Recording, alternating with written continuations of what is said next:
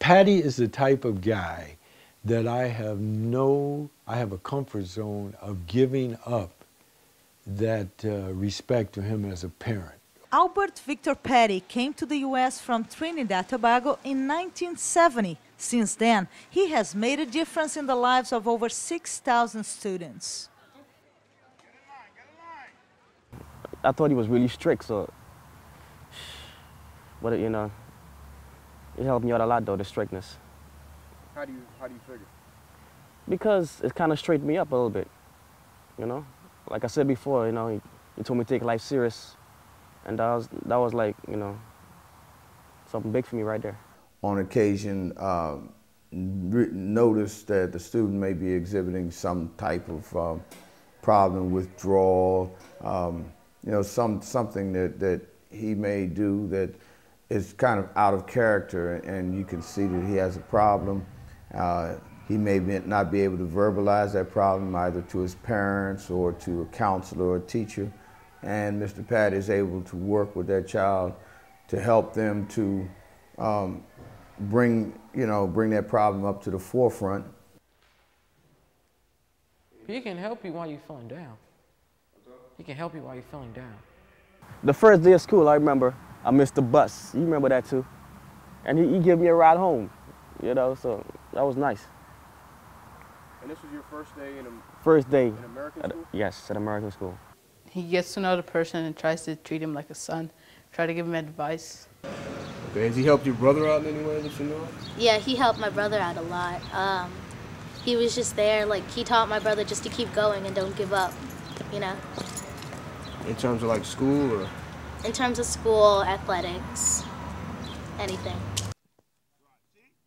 No one is turned down at Mr. Patty's soccer practices. And why do they listen to him if they won't listen to their parents or other teachers? What is it about this man?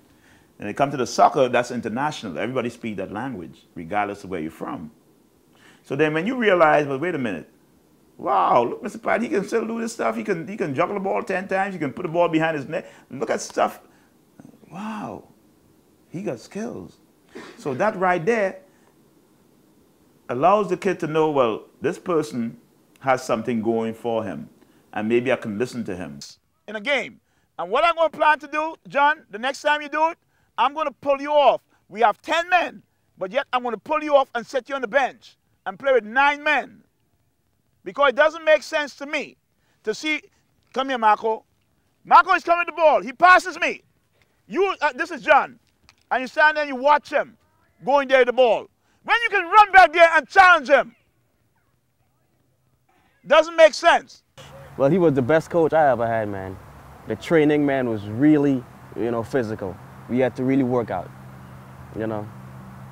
And I think he brought, like, the winning side out of all of us. If your team beats my team, there's no way your team can go and say, well, let's go celebrate the victory and be laughing and talking. If you beat my team, it means that you're going to go home, get a nice hot bath, and lay in your bed because you'll be worn down, you'll be tired. You'll be too tired to celebrate. So my team must run you off your feet. And so if you beat us, we know we did our very best. I just thought about it. It's a good thing we didn't have you in Iraq. You don't shoot anybody. You're missing everything. The target is right there.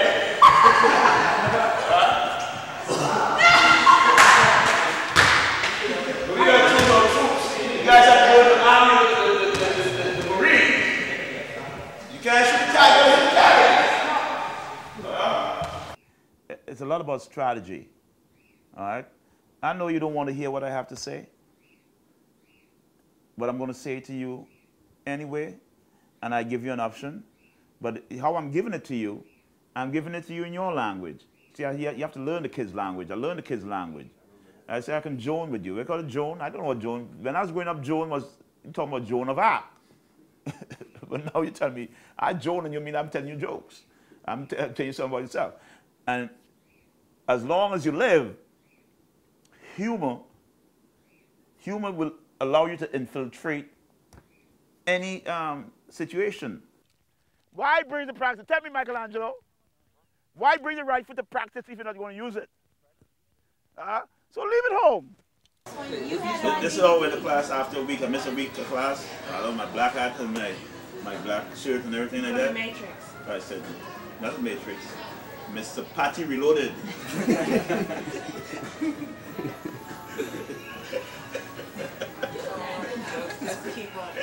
Take off. I think he's an excellent teacher. I think he brings to our kids today a firm sense of discipline. I think he builds values and he promotes self-esteem. When I was in China, I know Americans PE and Americans, all the American people are strong, and I'm afraid. But Mr. Patty teach me, made me stronger like them, so I'm happy.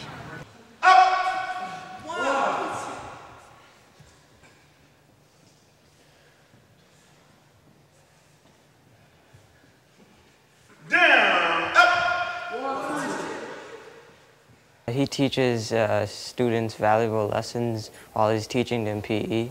He teaches them lessons about life. The kid who does not like PE, my whole thing is to show him, or in a way to con him into liking PE, because it's healthy for him. I believe a healthy body breeds a healthy mind. But it took him many years to realize he's actually making a difference in the lives of so many. Just recently, Mr. Patty received one very nice surprise. This person says from kindergarten to the 12th grade, the one teacher that had an impact on his life was I. And here I was like, wow. I couldn't believe this. So to me, of all the things that I've accomplished, this is very significant to me. My wife and I would spend each Halloween for a few days in San Francisco for a jazz festival. It was sort of our getaway time.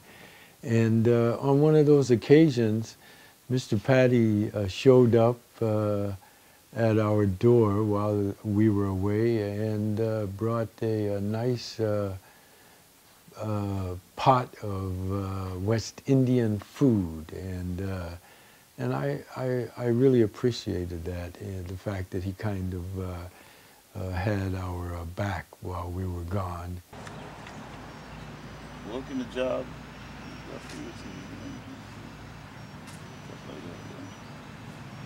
Wrestling, I like this.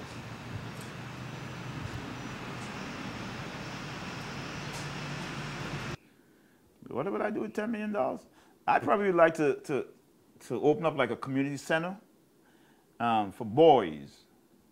I like boys. I like to discipline boys because I want to send boys out there to be gentlemen. Gentlemen, it's all about sportsmanship. That's the only thing we're concerned about. Right now, we are not concerned about who win and who lose. Let's treat each other kindly.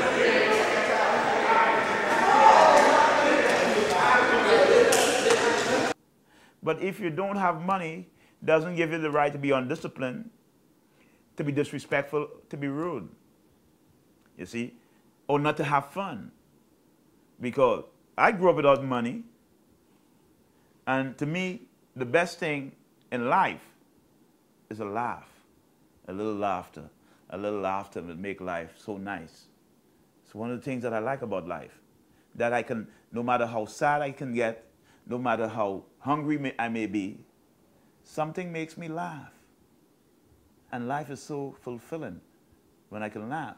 So how did this proud father of 2 girls and 3 boys develop such a love for humanity? Mr. Patty recalls one of his first experiences in America. Working at a fast food restaurant, a much younger Patty was being teased by some kids when a customer decided to intervene. This gentleman got up and he was irate. And he really got into this kid's case. I mean, he just sat chewing this person out and telling him, well, America is made up of people from all over the world. And what is your problem?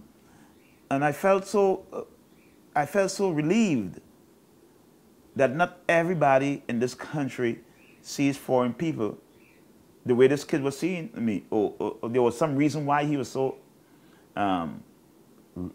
cruel to me. And whoever this gentleman was, I didn't know him before, nor have I seen him after. But that stayed with me. And from that moment on, I decided that I would do everything in my powers to make sure that people from foreign countries feel comfortable here in America.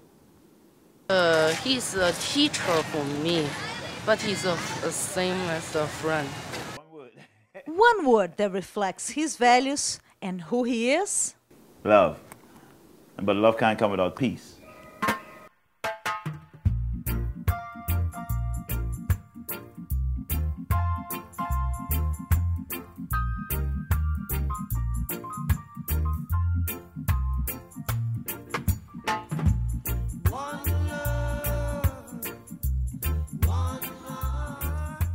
Oh, I've known Miss Patty since about 1977.